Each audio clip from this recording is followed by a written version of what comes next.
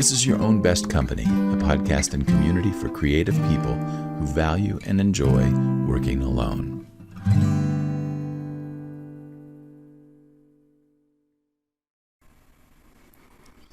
Hello, everyone. I'm Franklin Taggart, and this is Your Own Best Company. This is a podcast in a community that is really designed with the person who loves working alone in mind. We include freelancers, solopreneurs, creative folks, anybody who likes working alone in a closed office or in a space where they can have some elbow room and room to their own thoughts and their own inner process. That is who we are for. And today's guest is somebody that I have been really excited to meet. I've been a fan of his podcast, the Freelancer Podclass, for a while now, and I'm delighted that Craig Cannings is here today. How are you today, Craig? I'm doing great, Franklin. It's exciting for me to be here with you as well. Look forward to chatting. Well, let's introduce you to people. You're the co-founder of Freelance University with your wife, Kelly. You've had the privilege of helping over 20,000 students in 75 countries realize their dreams of launching a portable freelance business and lifestyle. And you enjoy the great freedom of working from home and traveling abroad while raising 5 wonderful daughters. So this is just so cool. I can't imagine all that you've already accomplished in your life, and you look so young. Good genes. I don't know what to say, but yeah, it's been a really exciting ride being an entrepreneur, and then being an entrepreneur with that you co-own a business with your wife, and then being able to, kind of travel and raise your kids. So it's been exciting. It's been, one of the great thrills of my life. What ages are your kids? So they've now moved into a whole different phase. So they're all teenagers. Oh, okay. And so our oldest is 19 down to almost 13. And then they kind of split a year in between. So yeah, they're all girls. And, I probably could do a podcast on the fine art of raising teenage girls, which I would probably not have any good advice, because it's like a runaway train. I'm just kind of hanging on and for dear life and hoping to, come out the other end. I kind of think that that's probably the best advice that you would be able to give. Yes. Hang on for dear life and just wait for it to be over. Exactly. It's awesome though. It's great to see them grow and being at home, being able to spend a lot of time with them. So that is so cool. Now, you and Kelly started FreelanceU how many years ago? So we are in year 13. We started, I think it was May of 2008, and we were in Thailand, northern Thailand, living there with our family. And our very first course launch was in a small little bungalow in Chiang Mai, northern Thailand. So since then, it's kind of evolved a little bit, but that was the humble beginnings. So not only are you a freelancer's dream, you're also somebody who would be considered an early pioneer in online courses and all of the digital nomadry that's been going on now for the last little while. 13 years ago, tell us a little bit about what the landscape was like in the digital realm 13 years ago. Well, I think, course creation was happening. There were entrepreneurs that had their flagship programs. Certainly not to the degree that we see today. But I think the big challenge that we had to overcome early on was technology, because we launched kind of before WordPress really, gained momentum, where, now there's all these beautiful themes and templates. And then there was Squarespace that came out, and all these pretty intuitive, easy to use platforms to build your website, to build your course platform. Now we have places like Teachable and Thinkific for launching all your programs. We had to actually hire a company in Belarus to custom design a learning management system for us. And we spent way too much money. I don't even want to tell you. I cringe at the thought of what we had to put together. But we created a custom learning platform that met our needs, because there was nothing out there at the time. And so the landscape back then was more archaic technology. You felt like you always had to call somebody to do any sort of technical change to your website. And then fast forward today, we see tons of people using platforms like Teachable, and they can quickly publish their courses and get their marketing pages up. And so it's a pretty cool landscape to be in the course creation space, especially even coming out of COVID, where we saw this rapid growth in online learning by default, because people were consuming more learning content digitally than they ever were in human history. And so on the heels of that, we now see this rapid growth in the course creation space. So it's an exciting sort of arena to be in right now. It's amazing. I can't believe the resources that we have. And it seems like every day that I'm buying a new one that I probably won't learn for a year. Exactly. Tell me a little bit about, where has this passion for serving freelancers come from? Yeah, well, just to go back a bit in our story. So we have actually been, you talk about, working from home or working, in your own office. We've been doing that since about 2003. And so that would be about year 18. And so I was a professional counselor by trade. That's what was all my school and graduate school was in that. I did that for a number of years. Kind of had a bit of a moment where I wasn't certain whether I would continue with that work. It's tough work. And I wasn't sure whether I was going to be a lifelong professional counselor. And so my brother-in-law he was kind of during the .com. He was one of those .com entrepreneurs when, the early 2000s kind of caught wind of, hey, this internet could be a thing. Mm-hmm. And so he started a software development company, started to grow, asked if I wanted to join him and learn everything about internet marketing and online business.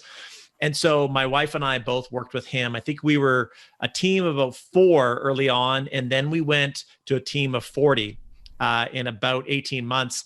And I was tasked with the role of training and onboarding every new freelancer, every new team member that we had. We were all remote. It wasn't a physical office. We were virtual. So that was sort of a kind of jet setting in itself, that, having this remote business. And so I kind of got this knack for teaching and training. I was training all the new hires. I was creating videos for them and manuals. And I realized that if companies like ours existed, where we were completely remote, we relied entirely 100% on freelancers, there's a chance that other companies would do the same.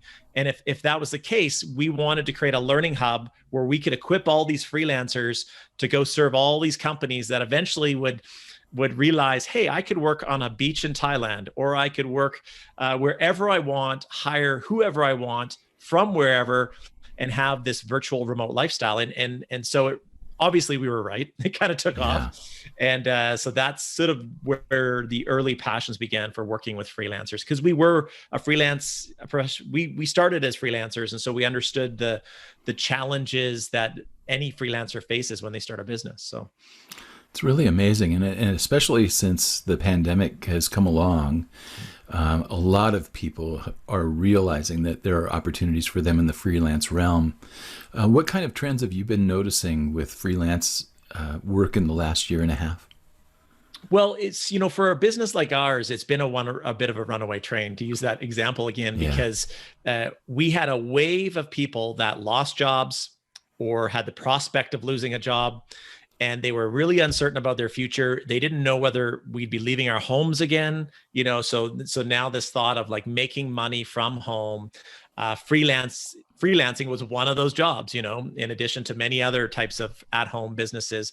And so we inherited a whole bunch of people that wanted to get trained, learn the skills to possibly start a freelance business from home. And it's been amazing. I mean, we've seen so many of them launch really successful businesses right in the midst of COVID, because they were home, they had lost their job, they had more time to focus on it.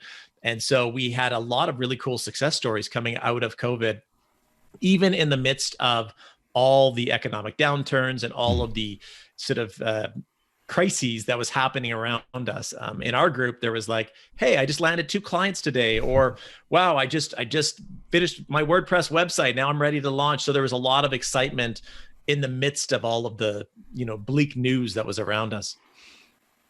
Yeah, I got really busy last year with people in the same boat. They were just saying, you know what? I've been in the service industry for all these years. I need to do something that I'm in charge and I can do on my own terms. And it's like I had so many people that were calling me saying, what are my options here? And I sent a lot of them your way.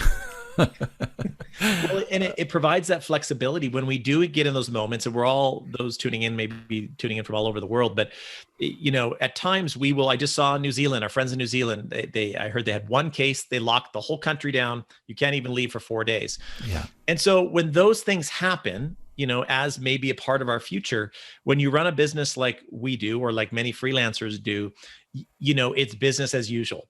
Yes, you can't go out to the areas you enjoy, but are you still making money? Are you still serving your clients well? And so for us, we weren't as, negatively impacted by COVID, even personally, because we were used to working from home. Our kids were used to having their parents work from home. And so it was, it was almost business as usual for us, which was different than a lot of our friends and colleagues. Yeah, definitely.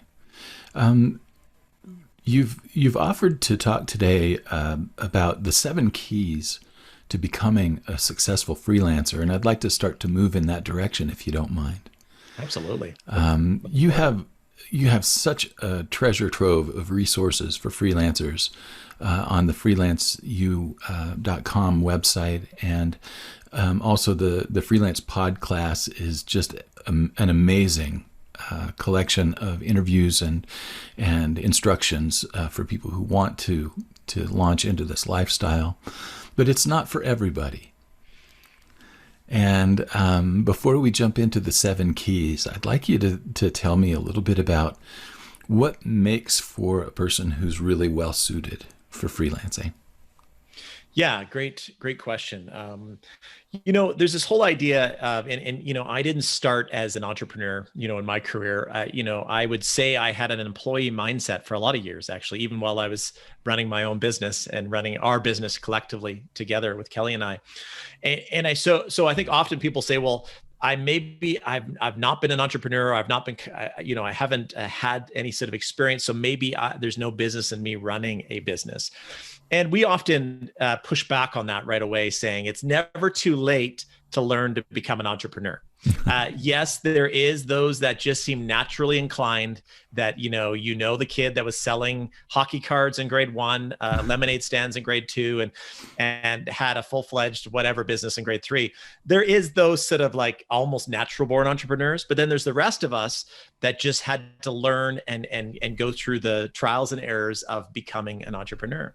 And so I think, some of the keys to knowing that this is a right fit for you is that you want to change in your life. So you want to work in a capacity that's more flexible, that allows you to set your own hours, that allows you to work with the people you want to work with, that you want to gain some level of control and freedom that maybe the career you've had did not allow you to do that. And suddenly you're like, I want to live the life on my own terms. If I want to work at 2 a.m, I'll work at 2 a.m, but then I may be doing something of my own interest between these hours. And so I think the people that come to us are looking for new freedoms. They're looking for this control over their earning potential. So they may have been in careers where there was a ceiling, or where there really wasn't a lot of upward mobility, and they're like, well, if I build some specialized skill sets, I could create something that would far surpass the income that I was earning in my career. So some come because they're looking for new income opportunities as well. And so I would say, you're wired for it if you are interested in, you don't mind working from home, that you are self-directed or have the ability to be self-directed, because there is no boss looking over your shoulder. Your clients aren't your boss. They're your clients, but they're not like a typical boss. And so you have to be self-directed, independent, willing to sort of like strengthen the entrepreneurial muscle, and be interested in a flexible lifestyle. So those are some of the criteria, I think, for those that might be interested in this type of work. So we're looking for somebody who is kind of ready to branch out on their own. They're ready to take their skills and apply them and make them available to other people, and they're able to to deal with first of all the self-supervision and the flexibility that they need in order to do the work that they need to do. So all of those things kind of come into play. They do. They really do. And I think, I mean, the flexibility is a blessing and a curse. Yeah. You know, if you're not organized and focused and have clear-cut goals of what you're going to accomplish today, you could be sitting in your jogging pants at home saying, I'm free from my cubicle, I'm free from my office, but what do I do now? You know, so you still have to be very motivated, very focused, and how you use your time and the goals that you lay out. The other thing I would say is that it's often not a full pivot. So we work with many of our students that are working full time, and then they start their side hustle as a freelancer, and they slowly start to build it. They add client number one, and then they start to maybe they're able to negotiate a part-time arrangement at work where they're now doing more freelancing, and then they start to build it up so much that they realize they have the capacity to surpass what they're doing in their job. So it is a bit of an awkward process initially, you know, not unless you have the savings saved up where you can say, I can leave my day job and start freelancing. That's not something we typically advise. We recognize it's a side hustle first, and then it eventually becomes a full-time or part-time opportunity. Well, with all of that being said, let's talk now about the 7 keys to becoming a successful freelancer. Absolutely. Well, let's start with number 1. Take it from the beginning. So let's break it down. So if I was sitting across from you and you were aspiring to potentially start a freelance business and you weren't sure of all the details of what you would need to do, these would be some of the 7 keys. Or maybe you're asking me that question, what is it going to take for me to do what you've done, Craig, or what your students have done in building thriving businesses? Some of them have agencies now where they have many people working under them. How did they get there? Well, these 7 keys will help you. And I think we treat these more as a roadmap to your future freelance success. And so step number 1 is one that you'll hear a lot in all types of different businesses, but is to know your big why. So when you come into the freelance space, it's important to understand, you know, what is the reason why you want to do this?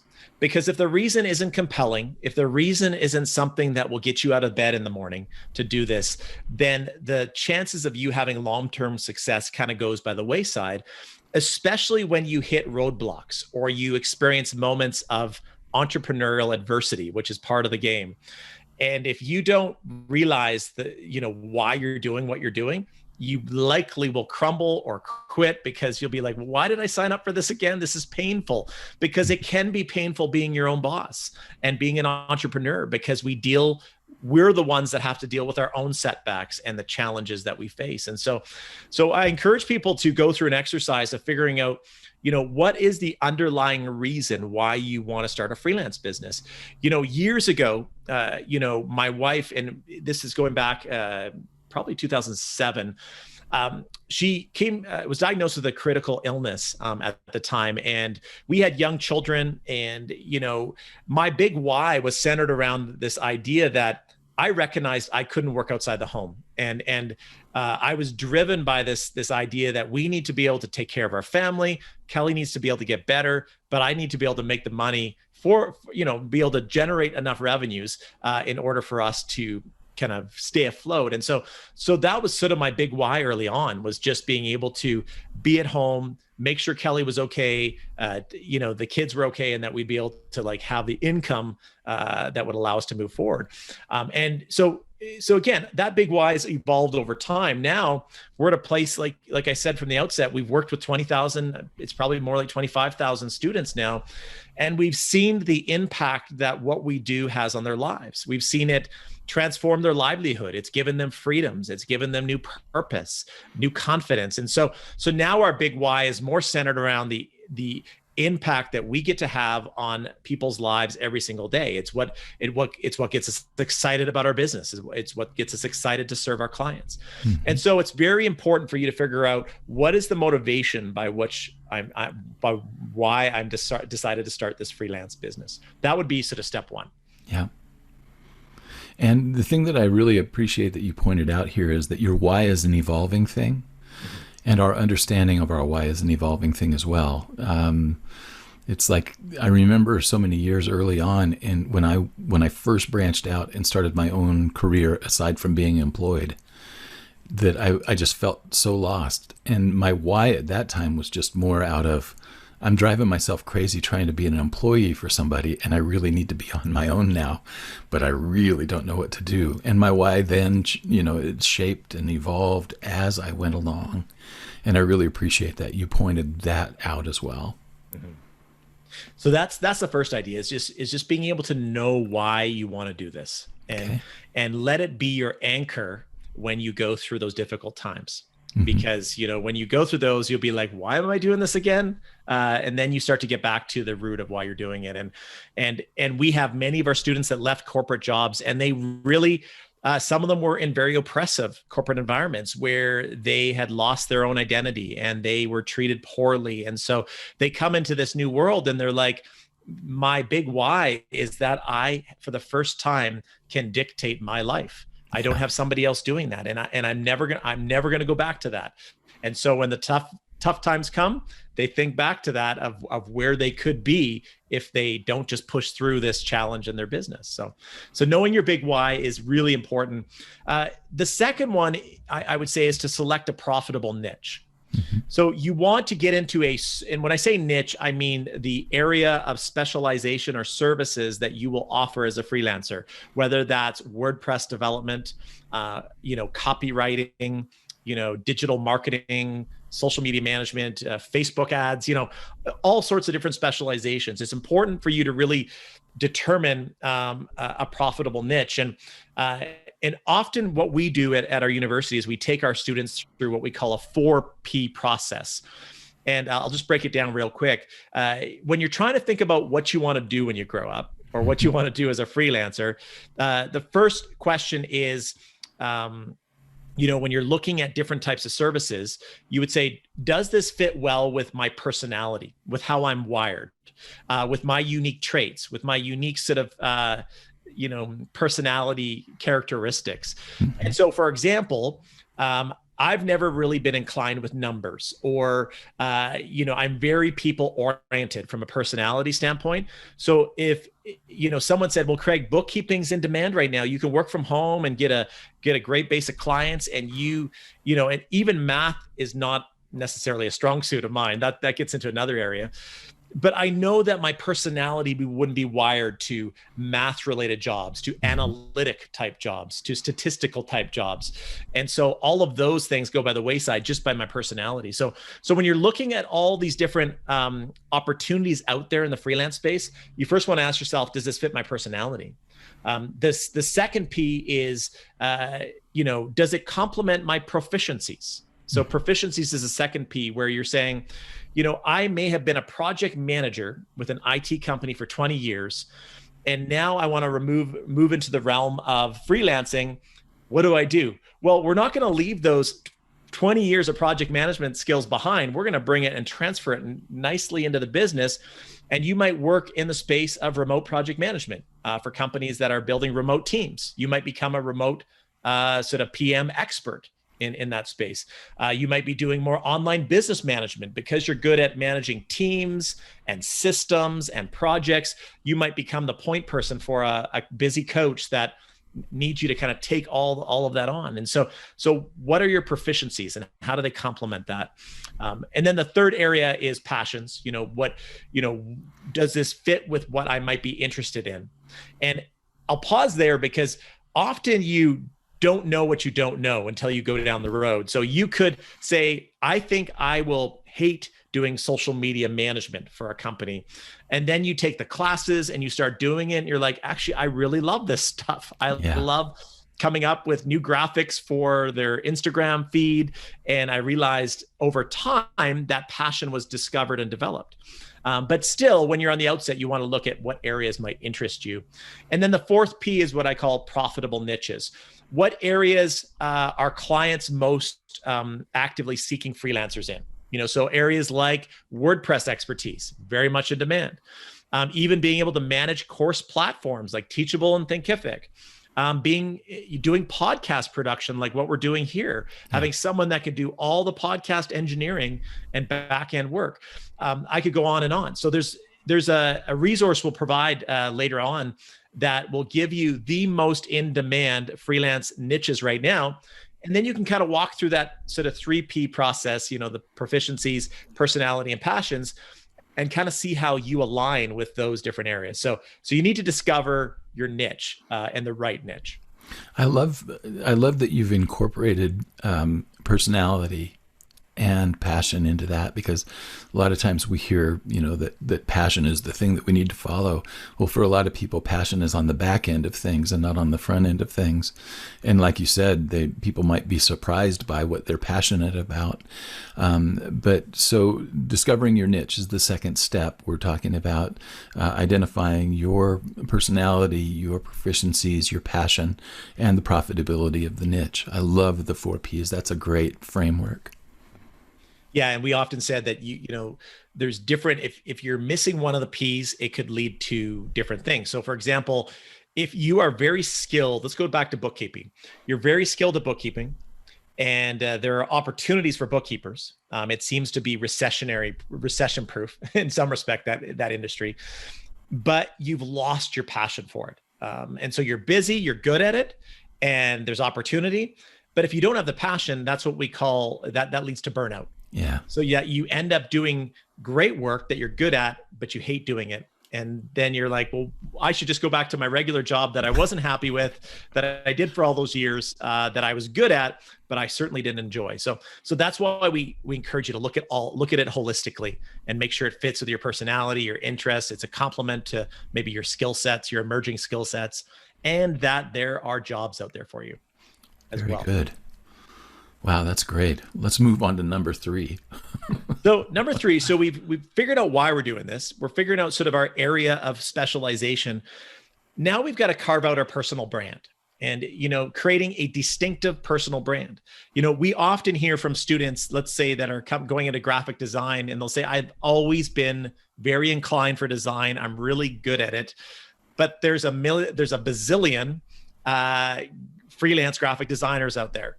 Is that a good space for me to get into? And our answer, when you're in a competitive market like graphic design, there's a couple things to think about. First of all, the positive side is that it's a competitive market. In other words, there's lots of opportunity. People are always hiring graphic designers. My very first hire of our team, we have a team of about 14, was a graphic designer.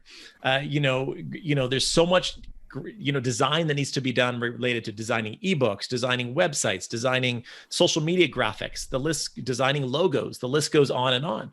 And so we often will say, there's a lot of opportunities out there, but yes, in order for you to separate from the pack, you need to create a distinctive brand. That's what on the outset, I think before we started this interview, I said, I love your glasses in the background. Because I could see that you wear a sort of a variety of different colors, and that's maybe a part of your distinctive brand. In terms of becoming such. it's becoming, and that's kind of what we're getting at is that unique flavor that you bring to the table that makes you unique as let's use the example again of a graphic designer, and so you may be a graphic designer that is passionate about working with women life coaches. Mm-hmm. And so there's distinction number 1.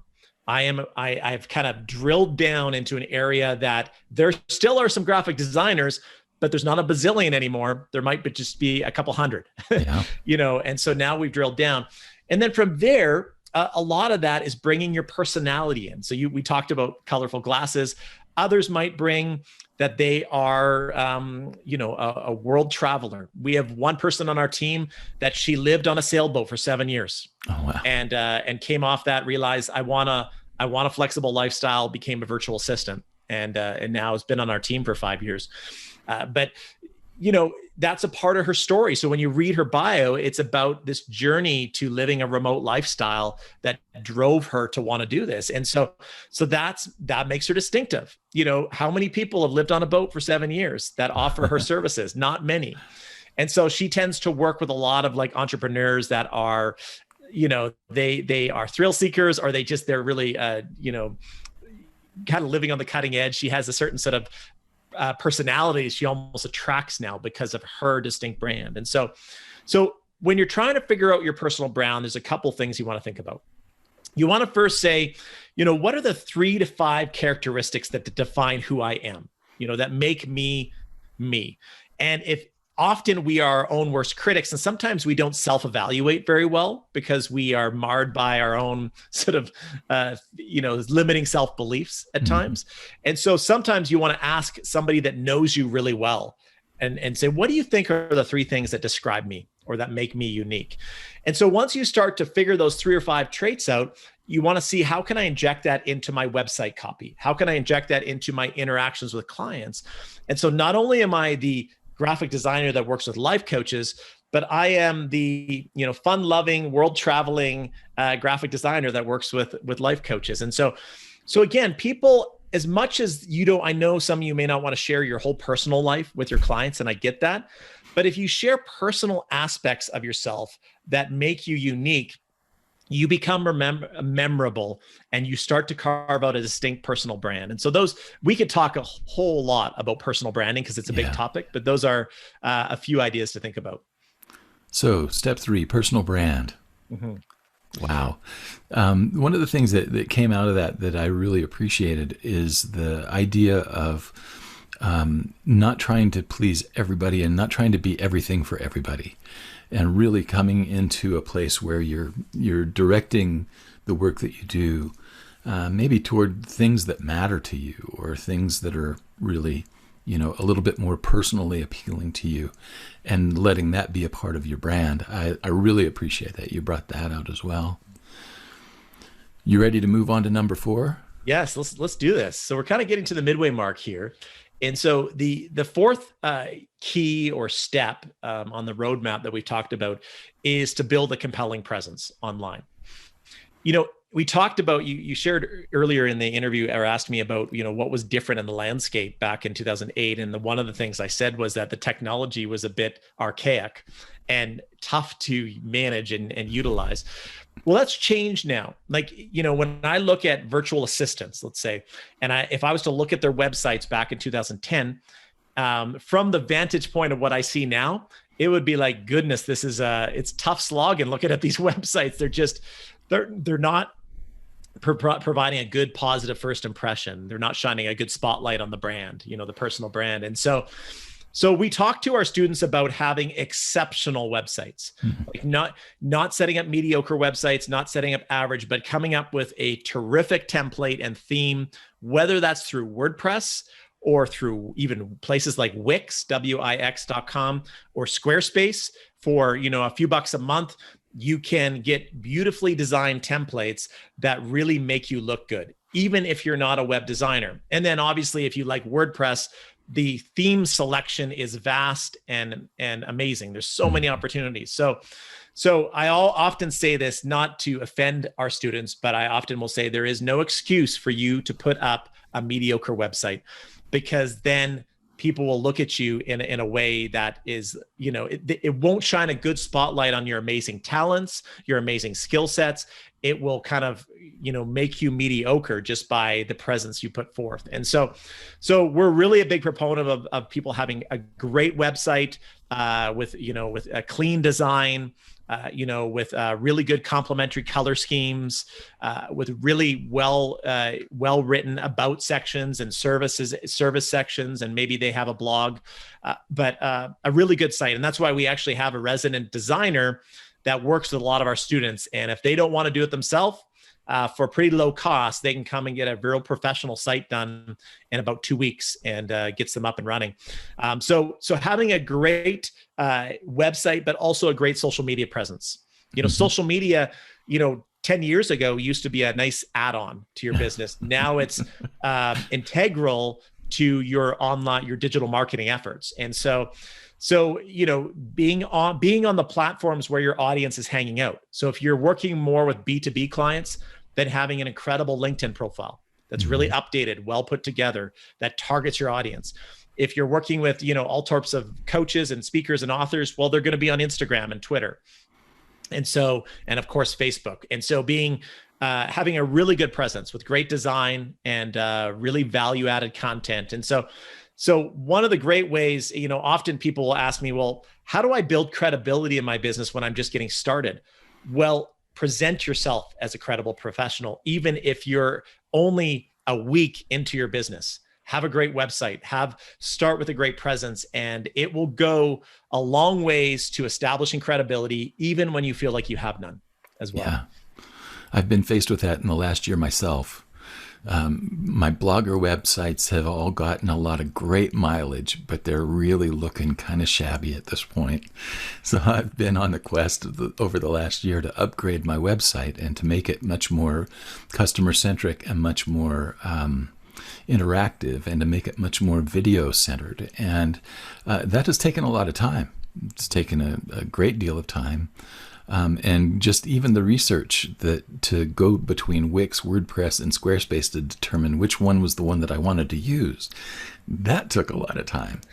So I will say that quest for that exceptional website and the exceptional social media presence, it is worth every minute that you take. And also, I kind of giggled when you were talking about social media, what it was like 10, 11 years ago. It was like, on Facebook back then, you had 3 options. You could put a picture up, you could post to your timeline, or you could comment and share other people's stuff. And that was about it. And it's like now you've got 8,000 different ways that you can use Facebook, and to use all of them effectively, it's like, yeah, it may be worth your while to look into hiring somebody to help with that particular thing.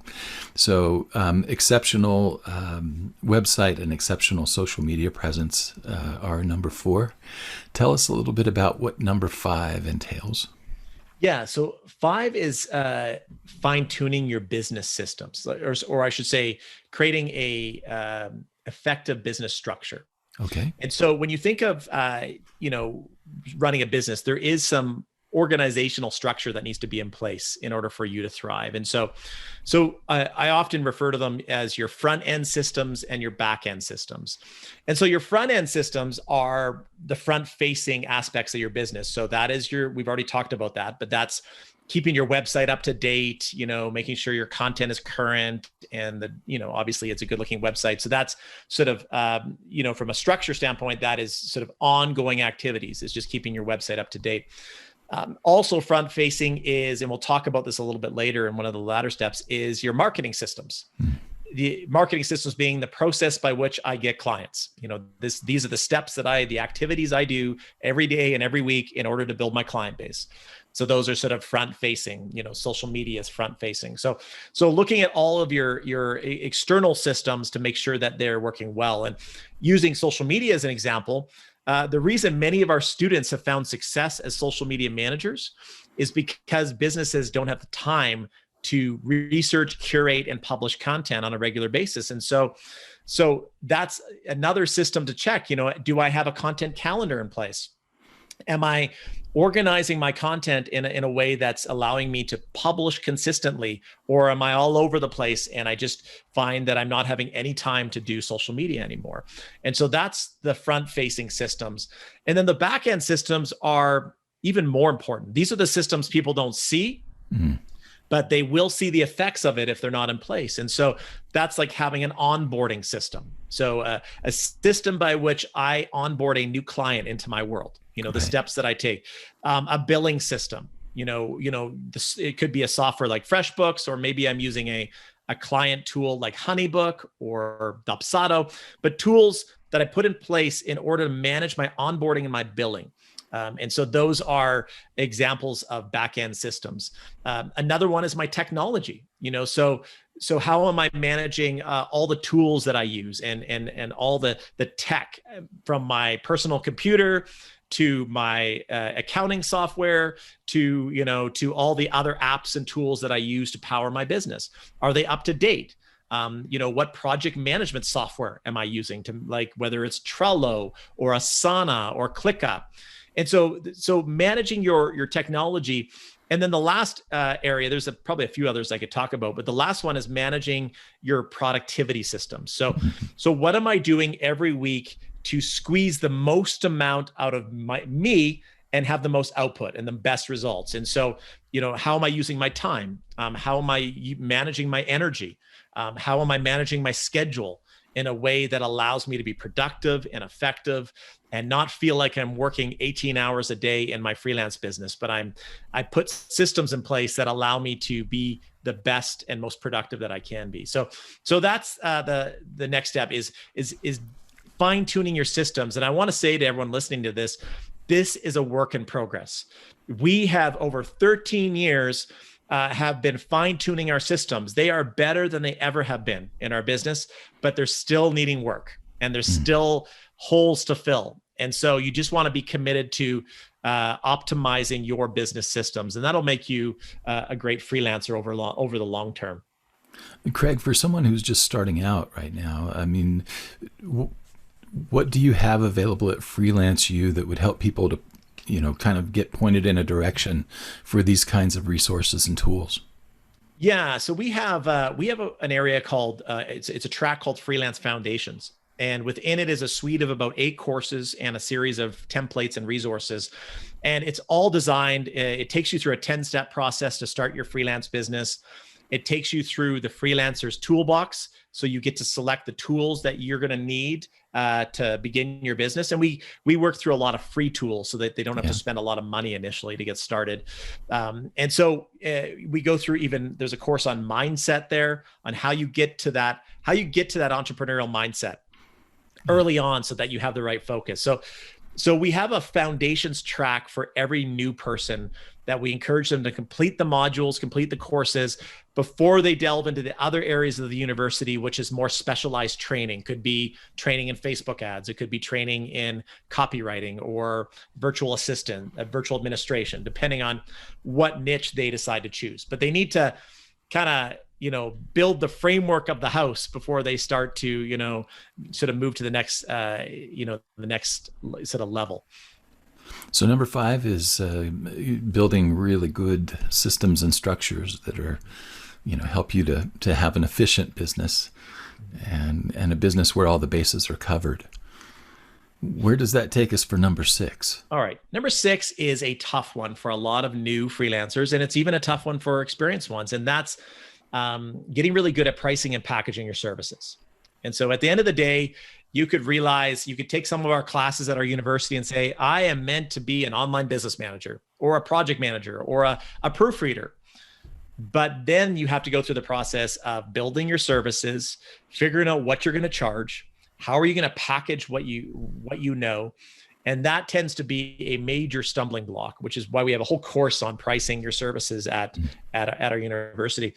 And in one of our courses, we talk about some of the different ways that you can package services, and these are 3 of the best.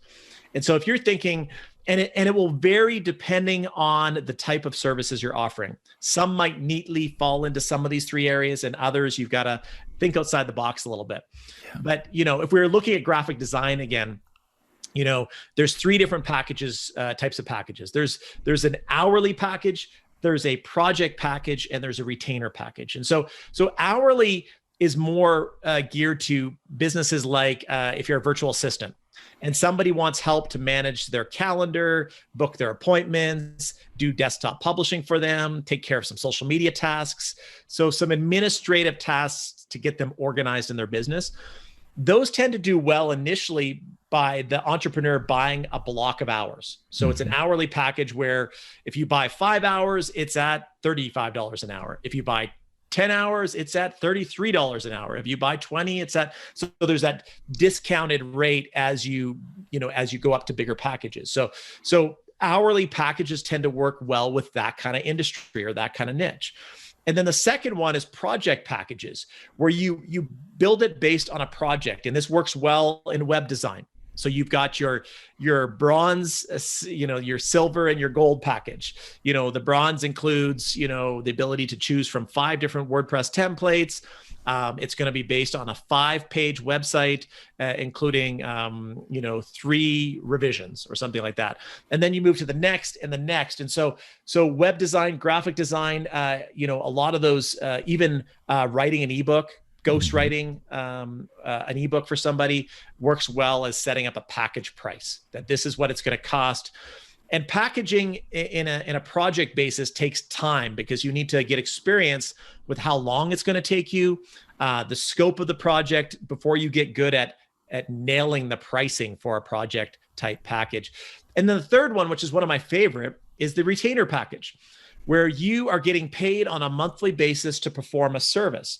So I'll use our own team as an example. We have a podcast production. He's actually video and podcast now. I'd almost call him our multimedia person, where he does all of our YouTube and all of our podcast production every month. And that includes, 3 podcast episodes. That includes 4 videos.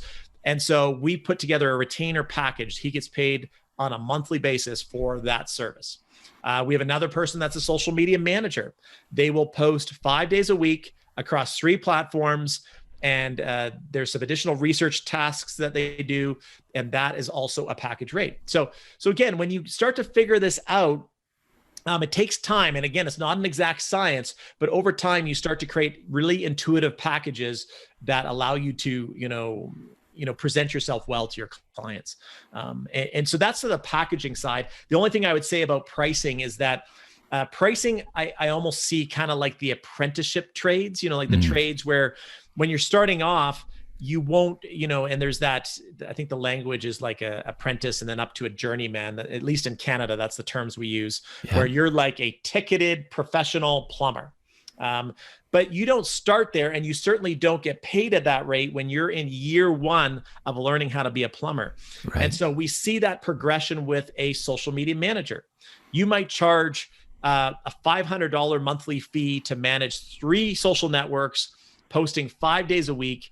But as you get experience, as you progress with experience, you may move up to $750 or $800 or $1,000 a month, just because you've gained experience and skills, and you're more of a master of this area than you were in your early days. And so that's a sort of a example of how people can progressively increase their pricing with time and experience.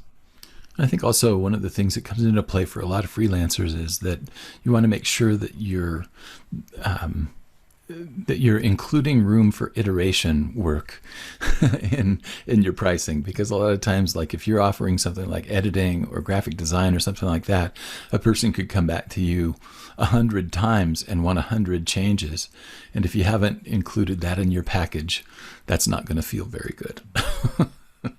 Yeah, and I think a lot of freelancers get burned early on by that, not recognizing. I just hired somebody recently to do a commercial for Freelance University, and again, his package was unlimited revisions, which actually that sold me. Was a little bit more expensive, but I thought that means if I come back to him 1,000 times, not that I would be so cruel, but you want to set those scope and parameters in place to make sure you're not working for free down the road.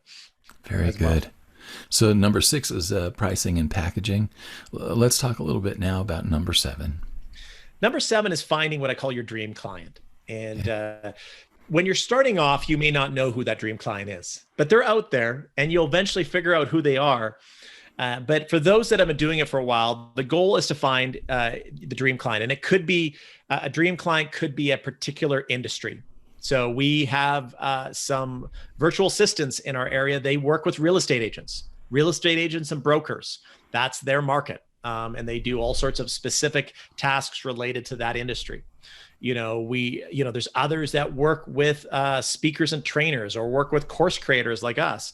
Yeah. And so figuring out sort of, and you'll figure this out as you go along. Often I share with people that, when you begin working with your first client, you just want your first client. And often you're casting a wide net, and it's almost like a funnel approach where you'll accept everybody at the beginning because you're starting off. You need experience, you need references, you need skill development by just doing this work. But over time, the funnel starts to get more narrow, where you realize I really enjoyed working with professionals in the health and wellness space. I love that space. Fitness is kind of an interest of mine. And I love helping them write their blog posts. So now, and I know a guy, Evan Jensen, who is, that's his space. He is the health and wellness copywriter. All he does is provide content, marketing, blog posts, articles, ebooks for people that work in the health and wellness profession. And so once you start to figure that out, then you want to go into the areas where that audience hangs out. And so, for example, if I know that I'm working with health and wellness professionals, I'm going to do some very targeted searching on LinkedIn. LinkedIn is a treasure chest of dream clients waiting for you to target. Yeah. If your clients are there, but a lot of them, a lot of the industries are there. And so I could find probably 30,000 wellness coaches that I may drill down into a particular type of work. Maybe it's just fitness trainers, or I'm drilling down further. I'm just working with female fitness trainers, and I'm drilling further. I'm going to female fitness trainers that live in Washington State. And so now I just tend to work with that audience. And so that's how you start to drill down and find your dream client, using tools like LinkedIn, and start making meaningful connections.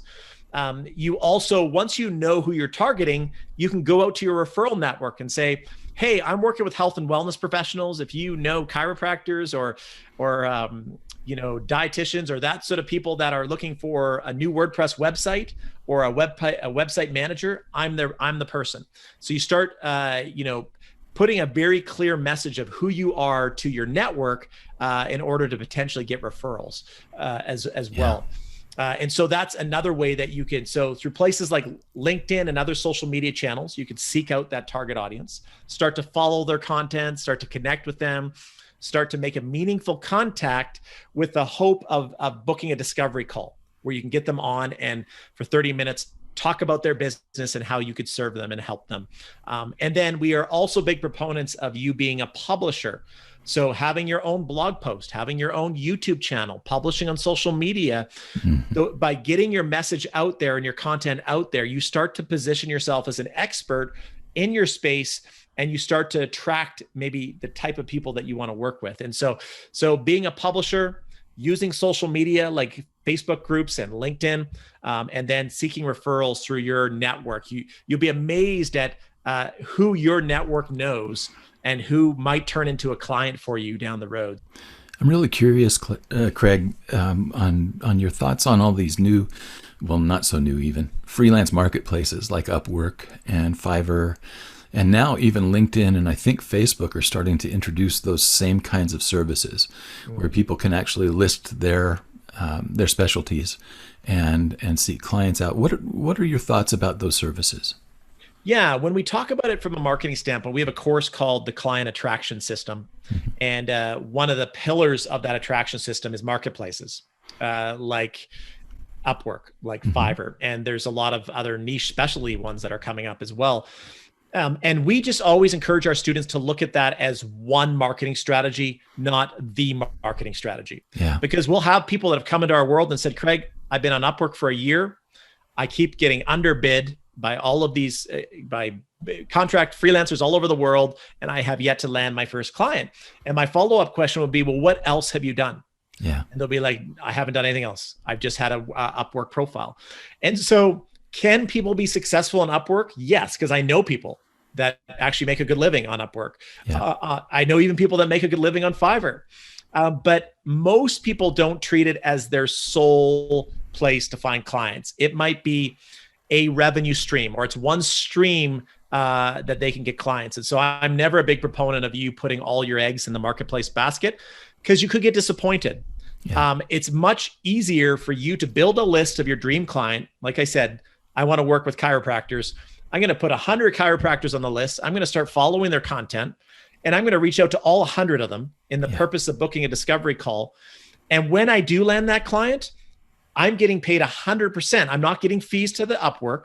I'm not subcontracting to some agency. It's all coming directly to me. And so there's always the advantage of working direct with the client as opposed through a marketplace. But the marketplaces definitely serve a purpose. They wouldn't be as popular as they are if they weren't helping people, make money as a freelancer. Well, Craig, I feel like we've just started, and here it is time to finish. But before we go, I know that you've got a couple of offers to put on the table for people who have been listening. That's just a really good next step for them. Why don't you tell us what you've got? Yeah, so we have two great resources that we want to share with you today. The first one is a guide that you can access by going to FreelanceU, letter U.com, so FreelanceU.com. And it's the 21 in-demand services for 2021. These are the 21 most popular freelance services that people are making a living in right now. And so we talked about those 3 Ps earlier. You can download that, go through them all, and say which one might fit my personality, my passions, and my proficiencies. So terrific guide, and that's a free resource for you. The second one to check out is to go to freelanceu.com and just hit our About page. Our About page will have a video with Kelly and I that tells a bit of our story. But below that video is a 60-page freelance startup guide. So if you're just starting and you're looking for a framework to get started, this guide is golden. Lots of like exercises and practical resources and tools for you. And so you can download that freelance startup guide at 60 pages, and that's all available to you free. You can get both resources at freelanceu.com. Very good. And we also don't want to forget Freelance Podcast, your podcast, which is just an excellent resource. Again, very much like this podcast, what you're aiming to do is to really help people have more successful businesses through your podcast. I love that too. So Freelance Podcast is another one that I would encourage people to look up. My guest this episode has been Craig Cannings from FreelanceU. And Craig, this has just been amazing. I really appreciate the insight and your time today. And is there anything that you'd like to say in parting? Yeah, I think, if this has kind of piqued an interest for you in the sense that you might want to start your own freelance business, I would say to all of you that there's never been a better time in human history than right now to start a freelance business, because COVID sort of lit a fire in this industry. It was growing rapidly already, and then it grew exponentially during COVID. And so there are untold opportunities for those of you that would be interested in this field. And if you need some help along the way, just come check us out. We'd be happy to even have a conversation with you to help you, maybe start your own business. Wonderful. Craig Cannings, thank you so much. Appreciate it. Thank you for the time. People who work alone aren't antisocial, at least not most of us. If people think you're weird because you don't want to grow a big company and you'd rather spend most of your time working by yourself, you're just hanging around the wrong people. Your Own Best Company has a Facebook group that you're invited to join right now. We understand the urge to close the door, let your imagination run wild, and stay there until your creative impulse runs its course. We also understand the features and challenges that go along with running a business to support our solo flight lifestyles. Joining the group is free, and it's as easy as clicking the link in the channel description. So go there now and just join the group. Want to hear more where this came from? Subscribe to Your Own Best Company on your favorite podcast app or on the Franklin Taggart Coaching and Consulting YouTube channel. To get in touch with Franklin, send an email to yobc@franklintaggart.com. Thanks for listening.